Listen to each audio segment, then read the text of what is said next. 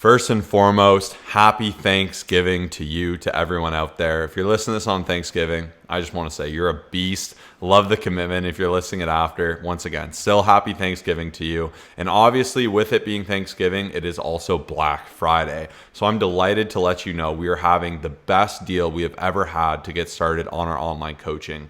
You know me and Kyle, we know we like to reward people that take action and take control of their own journeys. You're not waiting till New Year. You're someone who wants to see results now if you're listening to this podcast. And this is your chance to do it. Our coaching is extra discounted right now. We're giving an extra bonus of time. And I am happy to announce we're giving our first ever round of Fit, Healthy, and Happy t-shirts. This is going to be the first round and edition of them ever. They're not for sale. They're only going to be for people who come in for the special Black Friday deal. So this is your opportunity to get a Fit, Healthy, and Happy t-shirt, the first ever made, and to get started with online fitness coaching with us so you can see your results, get ready before the new year, lose fat, put on muscle. So if you've been looking to level up your fitness and health with one-on-one coaching, this is the perfect time to do it. Go ahead and DM us on Instagram the keyword Black Friday to @ColossusFit, COLOSSUSFIT. Now let's jump right into the episode.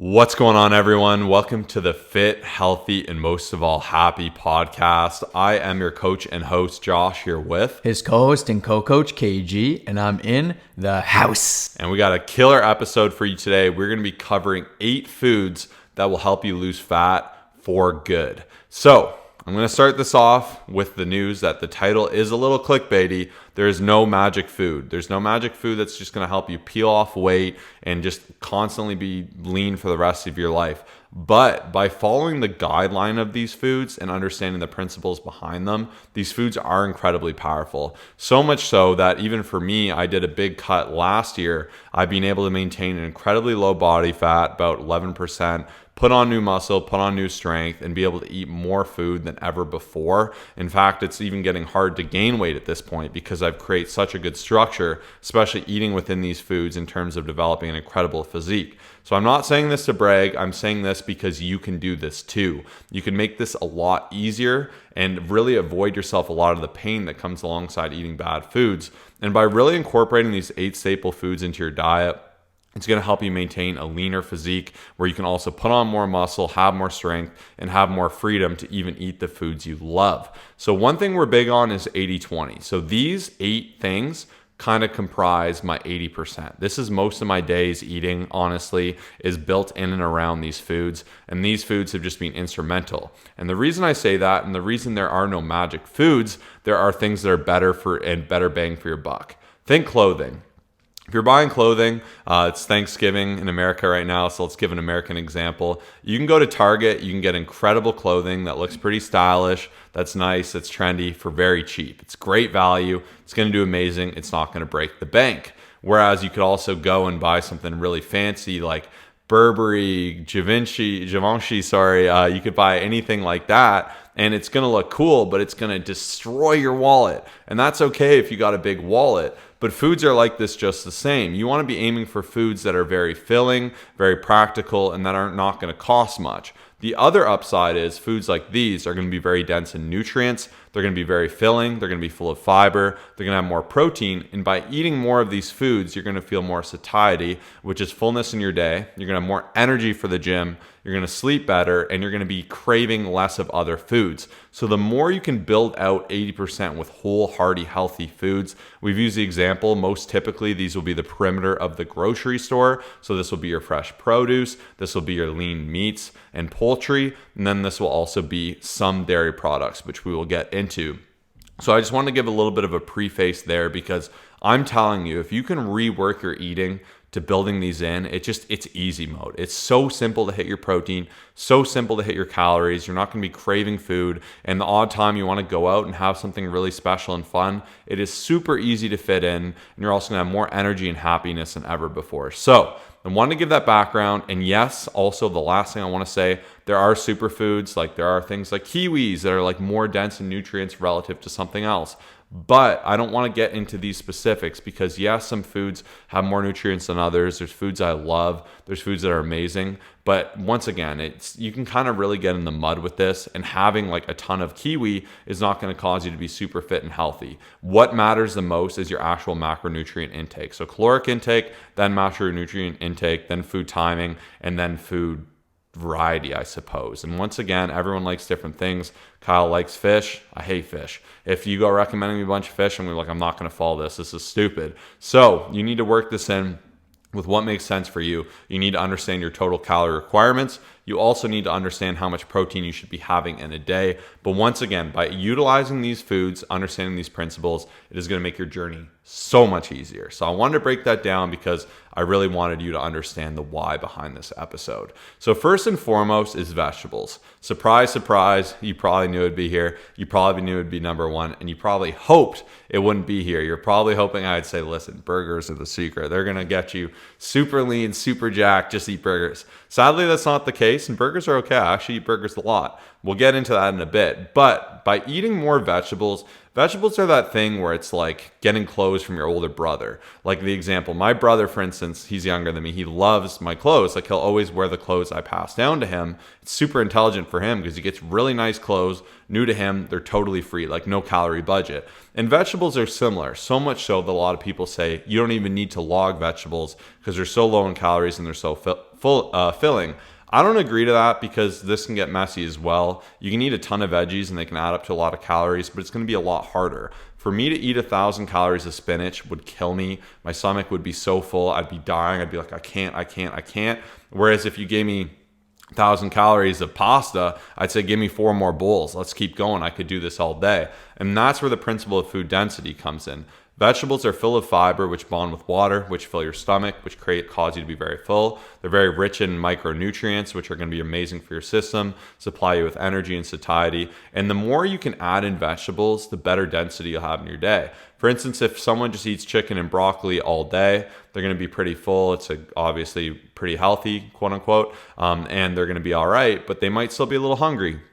If they were to mix in 200 calories of vegetables, they would notice a crazy difference in their satiety. They'd feel way more full. They'd just, in general, be a lot better than someone who added 200 calories of candy, for instance. So by having more of this actual vegetables and padding your day with it, aiming to have it with every meal, really switching your mentality of snacking and snack foods to having vegetables, you'll notice you're not actually that hungry. You can maintain a lower body fat and you have more energy throughout the day. I know this is said time and time again, and people beat it more than they probably should, but vegetables are really handy. And if you're wondering how to get it, honestly, for me, I've really learned it's just worth it to pay. If you're someone who's going to be really lazy and not cut stuff up, buy pre-cut vegetables, buy pre-portioned things, pay a little bit more to get a side of vegetables with your meals. Like, use these opportunities where you know you're actually going to save yourself from eating more junk later, and really just kind of work in a habit of finding vegetables you like. Carrots are amazing around the house, cucumbers, celery, like a lot of these things are almost 0 calories. Like, it's amazing how phenomenal they are. You can mix in spinach with your smoothie and stuff, and they're things where you might not see it directly so much with taste, but you will with satiety. And if you're trying to lose fat and keep fat off for good, you can just have a ton of vegetables and you'll notice you can eat way less calories. Awesome. And jumping into number 2, just lean meats. I mean, usually I'll have it 2 times a day. So lunch, there's always the lean meat. I'd say 99% of the time it's chicken, boneless, skinless chicken. Absolutely incredible. Will definitely be your best friend. And then dinner, usually the same. Sometimes I'll have fish. I know Josh won't, but I'll usually have something like that, right? I'd say chicken though, honestly, is the best staple. I just think it's the best bang for your buck, and it does the job. Like, it helps you hit your protein. There's amazing micronutrients, and I'm also going to give you a little bit of a list here. So anytime someone signs up, we send a bunch of different incredible ebooks to our coaching clients. One of them is 53 high protein recipes. Another one here though is a suggested food list. So if you're like, man, I've got 40 grams of protein left, 20 grams of carbs, let's see what I can get. We have a bunch of different suggestions. Instead of saying, hey, this is the only thing you can have, if you're out at a restaurant, you can make these decisions, whatever it is. So there's obviously boneless, skinless chicken. There's different things such as lean cuts of pork, lean cuts of turkey. Even ham can definitely be a great option. I'd say most fish sources, you have to also make sure to read that stuff. Tilapia is great, salmon's great, but once again, fit it into your budget, like Josh was saying with the money example. And there's just a lot of different great options. Even lean ground beef is one of the greatest things as well. Whenever I do have pasta, I usually try to just opt for stuff like that because I'd rather spend my calories elsewhere. But I do think that if you have some sort of lean meat around your meals, minus breakfast, I usually don't have that, which we'll talk about after. I think you'll be in a really great spot. It'll fill you up and it'll do some great things for your body overall. Yeah, you can't go wrong. Even like kielbasa is such an amazing option for breakfast. It's like one of my favorites. And what's amazing about lean meat, obviously, it's going to be very, very dense in protein. It's going to be very, very dense in amino acids, which are the building blocks of protein. And there are a lot of amino acids that are exclusive to actual lean meat. So you're going to get a lot more benefits of just some incredible amino acids like leucine, amongst many, many others. So you'll be able to get more incredible benefits within that lean meat. And another bonus, protein is actually the most satiating nutrient. So protein is going to be low in calories. It's going to be very filling for you. By having more protein, you're going to be more full throughout the day. With a higher protein diet, you're also able to lose more fat while keeping muscle and or building muscle. So once again, really make a habit to eat more lean meats. Even for me, I like to always, if I can, start by eating a bunch of vegetables, then having lean meats, then getting into my carb sources, and I'm able to eat a more moderate amount of carb sources. I notice a lot of people do it different, and they'll really load up on just carbs and grains, and then they'll get into the meats and vegetables. And of course, they're going to be less appetizing than the other two. So if you're able to do that, I would definitely recommend it.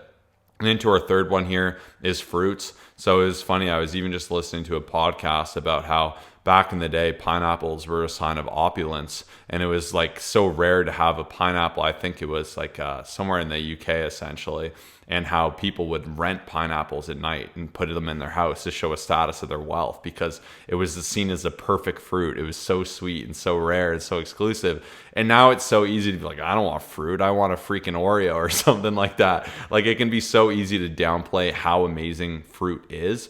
And once again, with fruit, it's a double-edged sword. Too much of anything is bad. If you're just only eating lean meat, like I know there's a whole carnivore push, but you need a variety in your diet. You need a lot of different things. And that's what we're getting at. There is no magic food. There's foods that are going to be better suited to your goals, but there are no magic foods. So with fruits, I like to use these as just amazing opportunities for desserts, as incredible snacks, as great carb sources in and around the gym.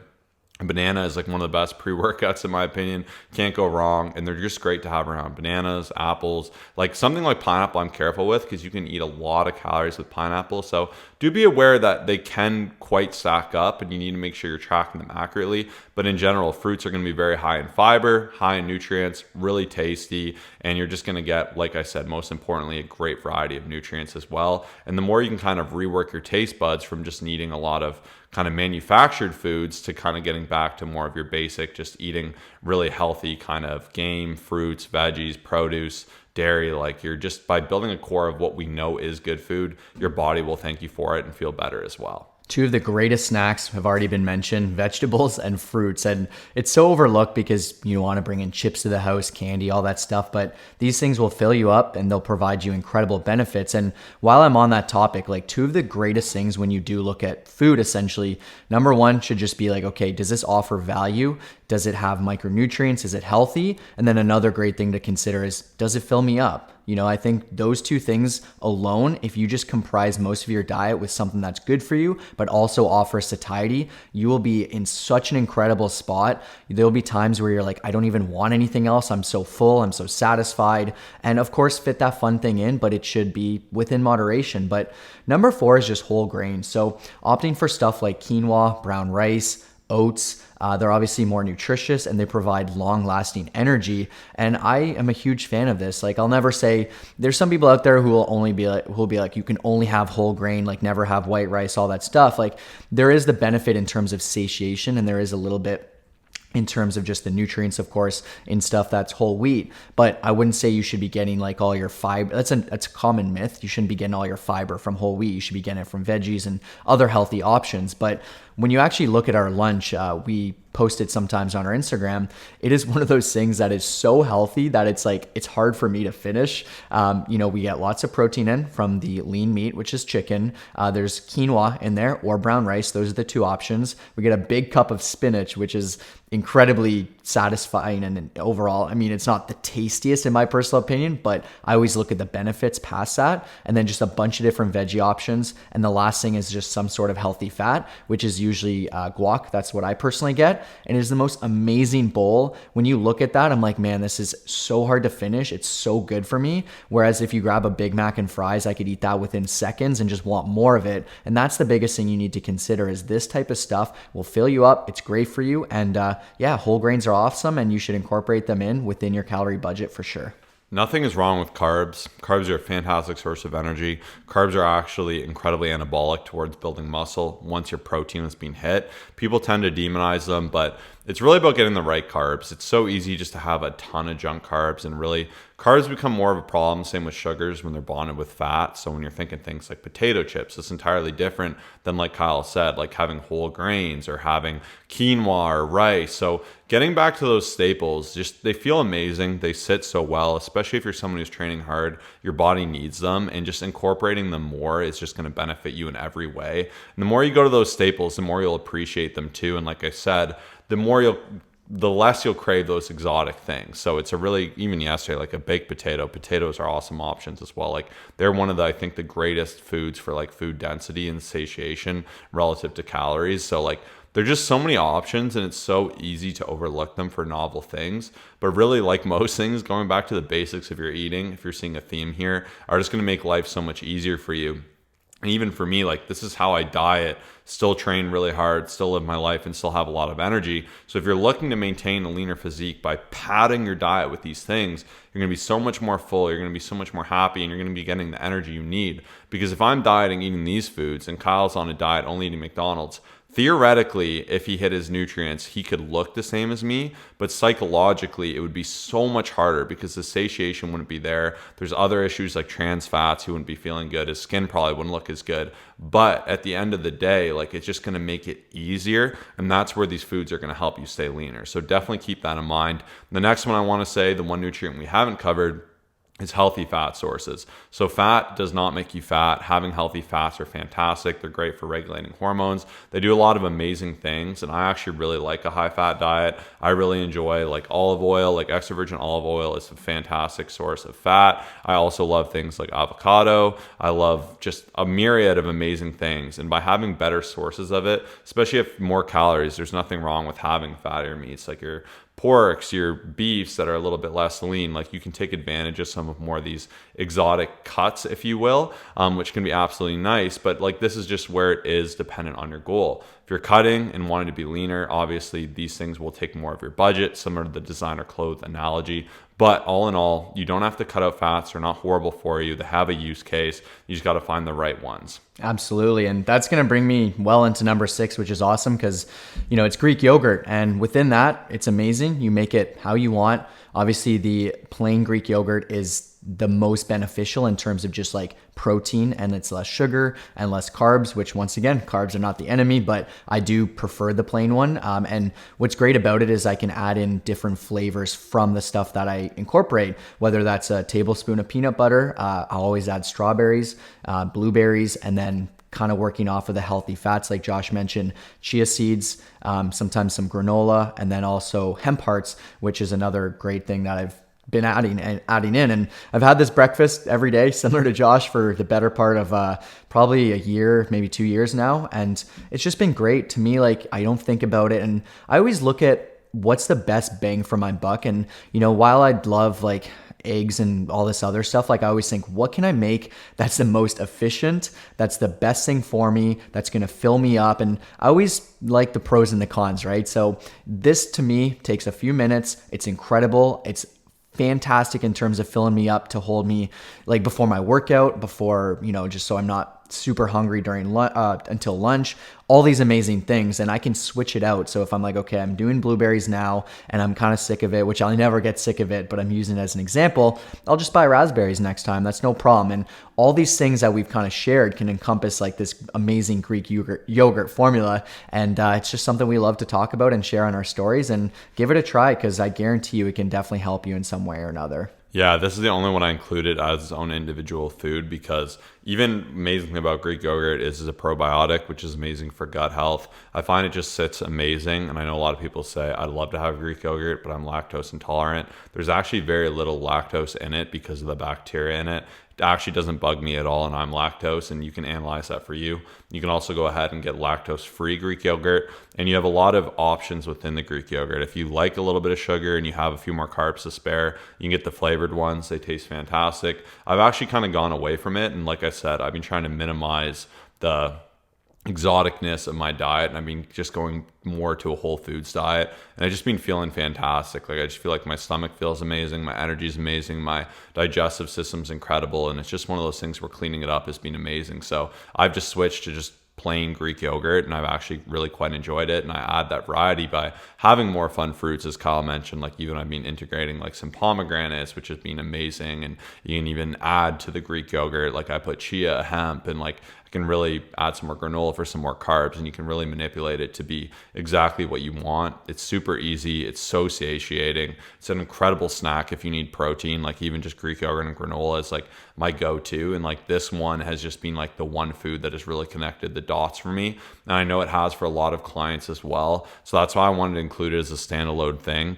Some people like cottage cheese too. That's not my thing, but if you like it, go for it. But if you're not using it, I would definitely recommend integrating more of it. It's insanely filling. Like, if you have 300 calories of Greek yogurt, you will be pretty full, and that's why it makes for a phenomenal snack. Once again, 300 calories of potato chips would be like a joke. You could keep going. So that's where like you have to have a trade-off of that food density. Next up is dairy products, coming from the person who is lactose. Once again, there's lactose-free milks, but even skim milk in general is such a great source of protein, very minimal carbs and no fats, which is phenomenal. Now, if you have more calories to spare, go ahead, have whole milk, have 2% milk. Like, you can play with it to kind of make it fit your macros. And actually, if you look at it, like 2% milk is actually incredible macros just for like a general split of a normal person. So you can absolutely incorporate that to get in some more protein. Even as a standalone, it's good. You can mix it with things, have with cereals. But in general, too, you're going to get calcium, protein. You're just going to get a lot of different options there. And going on to the milk example, you want to be careful with liquid calories. Liquid calories really can add up, and they can be negative. And that's going to take us into our last one today, which is just having more things in your day that are liquid that aren't going to hurt you. So if you're having like Cokes, you're going to be throwing calories out the window, cranking sugar, having a ton of unnecessary carbs. But if you're having things like sparkling water, even diet beverages, kombucha, coffee, tea, using these things can kind of fill the gaps. And it's funny, Andrew Huberman said, I'm like, it's kind of true. He said to him, he always saw snacks as being a thing more for kids. And it's funny how it is really ingrained in us that we just constantly need snacks. Like, I'm bored, I need a snack, or I'm watching TV, I need a snack. So even me, I've been trying to work on like getting away from the attitude of needing a snack, and instead saying, when am I hungry? I'm going to eat a meal. And I've just been doing 4 to 5 meals now, which I've been enjoying. I've been playing around with that lately, but it is something to be mindful of, because you can snack away a ton of calories, especially later at night, and instead like kind of replace that attitude and be like, I'm going to have a tea, I'm going to have sparkling water, I'm just going to drink water. Sometimes you don't just say, I'm just going to enjoy this water, it's going to be nice. Or sometimes it's nice to have nothing and give your digestive system a break. And not that there's anything inherently wrong with snacking, but you need to analyze it for your goals and your time frame. And most snack foods tend to be more negative, and that's where you need to be careful. And like I said, there's an exception to every rule. You need to see what works for you in your journey. You might do a lot of things that are off these lists and they might be incredible for you. That's absolutely okay. These aren't exhaustive. You don't only need to eat these things. Case in point, like, really analyze, is the food you're eating building you up, bringing you to your goals, feeling good in your system, work off that, and then you can still have fun things. Even for me, I eat burgers a good chunk. Like, I'll buy the Kirkland top sirloin burgers. They're pretty solid macros. I'll get a smaller bun because it's kind of just what I like. It's really good macros. It works. Is it the healthiest thing in the world I can eat? You could argue that a lot of different ways. And I'll get a white bun too, because I'll be like, I'm having more calories. I don't need the whole wheat. But that's where it gets so nuanced to you and your goals. And it's more important you understand your actual macronutrient breakdown, your caloric intake, your protein intake, and then you worry about these things. I know people that have no conception of the calories they eat, the protein they eat, and they'll worry that they're eating the freshest, most organic apples. And it's like, okay, but you're also having like a bottle of wine a night and a pizza every other day. Like, so you got to look at things as a whole, be honest with yourself. And I promise you, even just make a habit to say, I want to eat a little cleaner this week. Still enjoy these fun things. That's what the 80-20 is for. There's nothing wrong with just having something you really want to have. You notice you have control, makes it a lot easier. You feel better, you'll have more clarity. And once again, if you want help knowing exactly what to eat, the nutrition protocol that's going to build you up, put on more muscle, lose more fat, and you want to get the best results of your life, this is your chance with our Black Friday deal. The deal has never been better. You have the opportunity to get the first ever Fit Healthy Happy t-shirt only for new Black Friday signups. So once again, DM us on Instagram with the keyword Black Friday to start your journey today to get incredible results that you deserve, and we can't wait to help you get them. So once again, DM Black Friday to us on Instagram to @ColossusFit to get that started. We'll see you in the next episode. Peace out.